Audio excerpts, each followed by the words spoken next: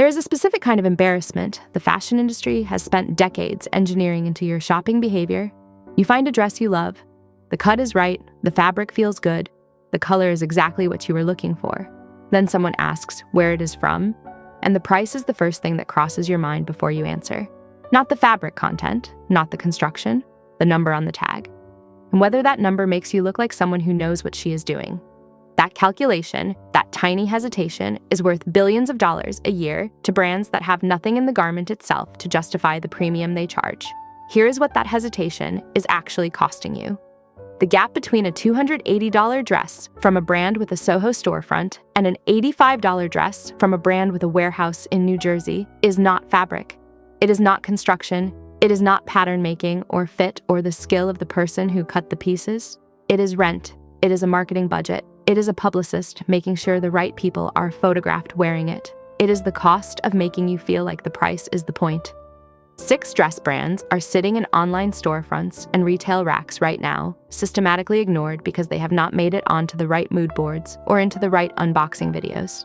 And they are delivering construction quality, fabric selection, and fit that the $300 names next to them on the search results page cannot consistently match. By the end of this, you will have 6 brands that change how you shop for dresses permanently. We are going from underrated to genuinely inexcusable that you do not already own something from them. Number 6. Boden. Johnny Boden started his brand in 1991, mailing catalogs from his flat in London. Over 30 years later, the brand still operates on the same founding principle: quality British design at prices that do not require you to justify the purchase for 3 weeks before making it. Boden dresses retail between $60 and $130.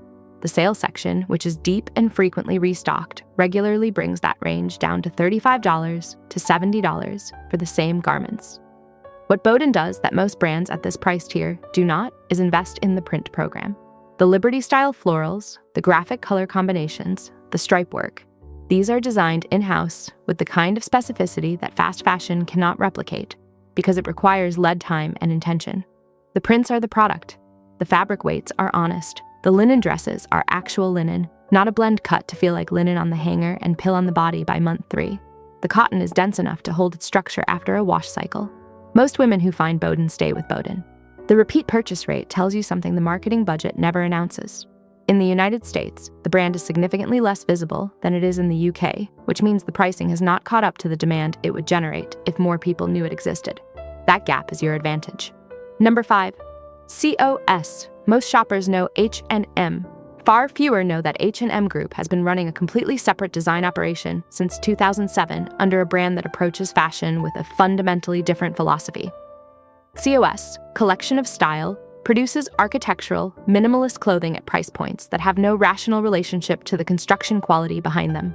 Dresses retail between $59 and $150. The design language is clean geometry, precise tailoring, and a color palette that does not chase trends because it does not need to. Here is the construction detail most shoppers miss entirely. COS uses interlock fabrics, bonded seams, and finishing techniques that appear in the production standards of brands charging 2 to 3 times the price. A $79 COS shift dress does not feel like a $79 dress in the hand or on the body. It feels like something a stylist pulled from a brand you have not discovered yet. The silhouettes are not designed for a single season. The straight column dresses, the wrap styles with structured shoulders, the midi lengths with precise hemlines, these are garments with a 5-year life in a wardrobe, not a 5-month one. The reason COS does not have the recognition it deserves in the broader market is simple. It does not do influencer hauls. It does not seed product to content creators at scale. It does not manufacture urgency through drops or limited edition restocks.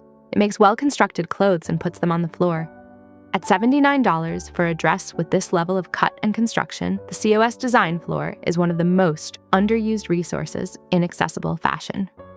Number 4. Nobody's Child. Nobody's Child launched in the United Kingdom in 2015 with a specific mandate: produce print-led, feminine dresses using sustainable fabrics at prices that do not require the customer to choose between quality and conscience. Most American shoppers have never encountered the brand. That absence from the US market conversation is the only reason this belongs on a list of ignored brands rather than a list of obvious choices. Dresses retail between $45 and $85. The fabric portfolio is weighted toward organic cotton, lensing Ecovero viscose, and recycled materials processed through certified supply chains. This is not greenwashing, with a sustainability tagline on the website. The certifications are audited and published. The design approach is print first and deliberately feminine without being trend chasing. Wrap dresses, smocked waists, tiered midi lengths. The silhouette library covers the same territory as brands charging $180 to $250 for identical construction categories. The difference is that nobody's child spent the budget on the fabric and the pattern rather than the brand awareness campaign. The fit is designed for real body proportions, not sample size assumptions. The sizing runs consistently, which in this category is rarer than it should be. At $60 for a fully lined, responsibly sourced dress from a brand with a decade of construction credibility, nobody's child is the most underpriced name in sustainable, accessible fashion. The US market just has not caught up yet. If you are keeping a mental list as you watch this, subscribe. We cover brands exactly this way every week. No brand partnerships, no gifted product, no sponsored picks dressed up as honest recommendations. Just the analysis of what is actually worth your wardrobe space and what is charging you for the name on the label. Number 3, Abercrombie and Fitch. Before you close the tab, hear the argument. The Abercrombie and Fitch that exists today is not the brand that spent 20 years building a reputation on dim lighting, cologne fog machines, and a size range that excluded most of the women who would eventually become their most valuable customers. The rebrand is real, and the product behind it is the evidence. Abercrombie dresses retail between $60 and $120. The fabric weights have been upgraded significantly across the dress category. The linen blends hold their structure. The satin finished dresses sit correctly without the cheap drape that budget satin always betrays. The sizing now runs from XXS to 4X with the same fit integrity across the range, which is a construction commitment most brands in this tier do not make because it costs more to pattern grade properly. The slit midi dress, the tailored wrap, the smocked cotton styles, these are regularly cited in editorial coverage as punching well above their price point. The problem is perception lag. The brand spent 2 decades building a very specific identity in the cultural memory of anyone who was a teenager between 1998 and 2015. That identity is sticky, and it keeps a significant portion of the market from looking at what is actually on the rack today. The women who have updated their perception of this brand buy it on repeat. The women who have not are walking past dresses at $70 that compete directly with what their favorite premium brands charge $200 to deliver. The rebrand worked. The market just has not fully acknowledged it yet. That window of overlooked quality is open right now. Number 2, Uniqlo. Most shoppers who know Uniqlo think of it as a basics brand. T-shirts, cashmere sweaters, the heat-tech underlayer they buy every November. The dress section does not appear in that mental model, and that omission is costing them some of the most consistently constructed, affordable dresses on the market. Uniqlo is owned by Fast Retailing, the 3rd largest apparel group in the world. The production scale gives the brand access to fabric sourcing and quality control infrastructure that independent brands at the same price point cannot approach. Dresses retail between $30 and $70. The linen blend shirt dress is the single most underrated dress in accessible fashion right now. Genuine linen content. An unstructured cut that photographs as effortless and wears as comfortable.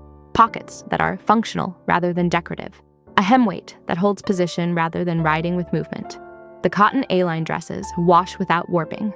The jersey midi styles have the fabric density of pieces from brands charging 4 times the price.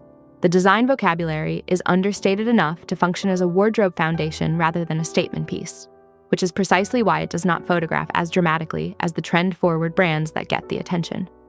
Uniqlo's quality philosophy comes from Japanese manufacturing standards applied to everyday clothing. The construction is not exciting. It is just correct every time at $40. A wardrobe built on Uniqlo basics and dresses will outlast a wardrobe built on twice the price trend pieces by 3 years, minimum.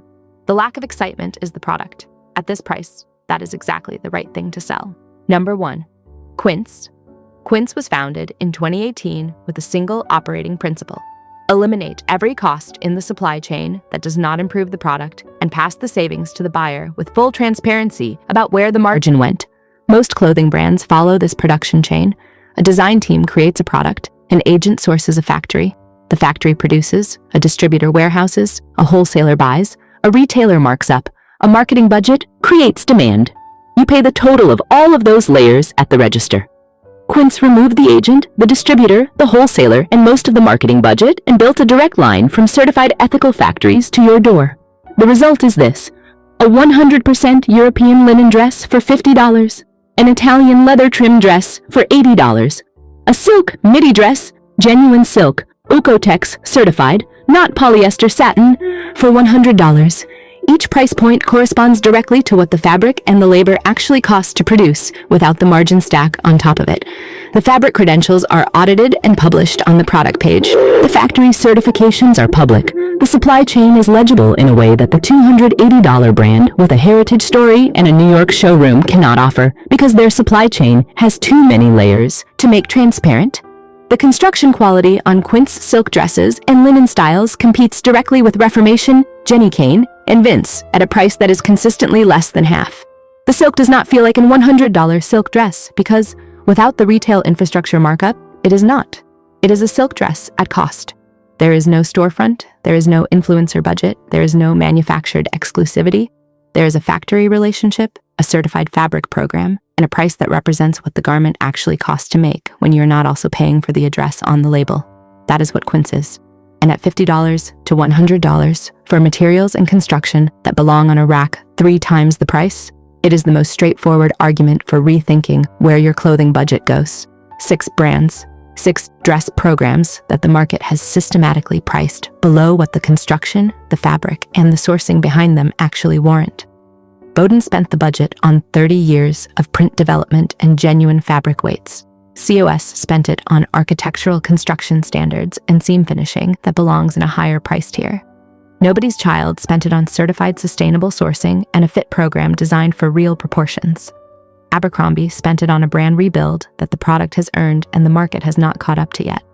Uniqlo spent it on Japanese manufacturing standards applied to $40 dresses. And Quince spent it on eliminating every cost in the supply chain that was not the fabric or the person sewing it. None of them spent it on the storefront you walk past on the way to the brand you already know. None of them spent it on the influencer trip or the campaign shoot. None of them spent it on making sure the price feels like the point. That is why they are still sitting there. That is also why the next dress in your wardrobe should come from one of them. The garment does not know who made the label. Stop paying for the label. Start paying for the dress. Subscribe if you want more breakdowns like this one.